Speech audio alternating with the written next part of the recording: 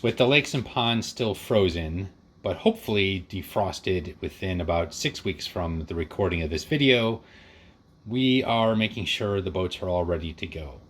So what I've done with our two Stealthwakes here is on Stealthwake number 1, this one with the OSE sticker, and Stealthwake number 2, the one that doesn't have a sticker yet. On number 1, because I had made several changes to trim tabs and adding the strut, we didn't have the screw holes waterproofed, so I took the stinger off, the trim tabs, the turn fins, took everything off, put clear silicone caulk into the screw holes, and did a flow test, so now this guy is nice and watertight. With Stealthwake number 2 over here, at the end of last season, I still had the trim tabs were closer to where the turn fins are, and I was using my homemade turn fins. So over the winter, I got real Speedmaster turn fins. I moved the trim tabs closer to the center line of the hull, so closer to the stuffing tube, and also silicone sealed the screw holes and flow tested, and this guy's all sealed up and ready to go. So when doing this, it gave me the idea of let's do a comparison between the two. So as we look at the two boats, we'll start with Stealthwake number 1. So Stealthwake number 1 has the 3660 size Surpass Hobby brushless motor. It's got the Turnigi Marine 90 amp ESC. Stuffing tube has the S bend in it with a flex cable. And on Stealthwake number 2, we have a 3650 size Leopard motor, an OSE 90 amp ESC. This stuffing tube is straight, it does not bend, it comes straight out the back and is at that -5, -6 degree angle. They both have the stock servos. They both have EC5 connectors. Both have the receivers in the same place, wrapped in a balloon. And I didn't do anything to move the battery trays. Of course, both are plumbed so that the ESCs receive their own water and have their own water exit.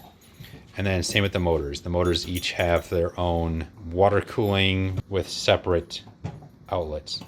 The difference is the Stealthwake number 1 uses the aluminum cooling tube that came on the stock motor. We never replaced that with a sleeve, versus the Stealthwake number 2 with the Leopard motor. It came with the water cooling jacket, so that's what you see on here. So the whole inside of this jacket that fits over the motor has water running through it.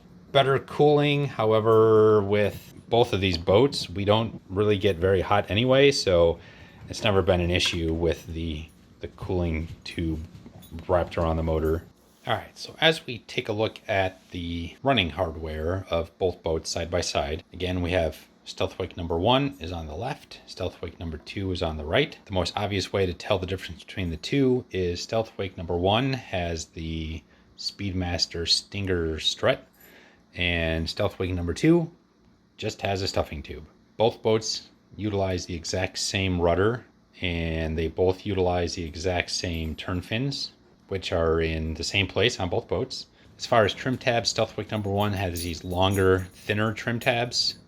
These trim tabs used to be on Stealthwake number 1, but we found through all kinds of testing and trials that these trim tabs just seem to work better on this setup with the Stinger strut. We took those trim tabs off here, and then as you can see, like I mentioned, we put them on Stealthwake number 2. In both cases, they are mounted fairly close to the keel, so the center line of the hull. I've got measurements for all of these locations that I'll have links below, including a link to my webpage that has all of the hardware and electronics and everything we bought to upgrade both of these boats. So if you want to know what we used exactly, then again, the link below will take you to that shopping list. Both boats have the same diameter prop. They're both 44 millimeter diameter props. The difference is Stealthwake number 1 is utilizing a 1.4 pitch full prop, whereas the Stealthwake number 2 is using a 1.6 pitch detongued prop. In speed testing, it runs about the same. I don't have any issues getting up on plane with the 1.6 pitch detongued prop, and amp draw and everything is about the same. It's well under the 90 amps, so that's never been an issue. The 1.6 pitch on Stealthwake number 2 does give it a slight speed advantage over using the 1.4 pitch prop. But between the two, even though they're using a different pitch prop, because of the setups, they run about the same speed, about 25 miles an hour. Over the next few minutes of this video, I'm going to show you side-by-side pictures of all the upgrades we did. We're going to start with Stealthwake number 1 when it was stock, and take you through all 3 upgrades we did and show you what we changed until we got to this final working version. And then we'll also show you the one change we did for Stealthwake number 2. This way you can see what we did with our boats.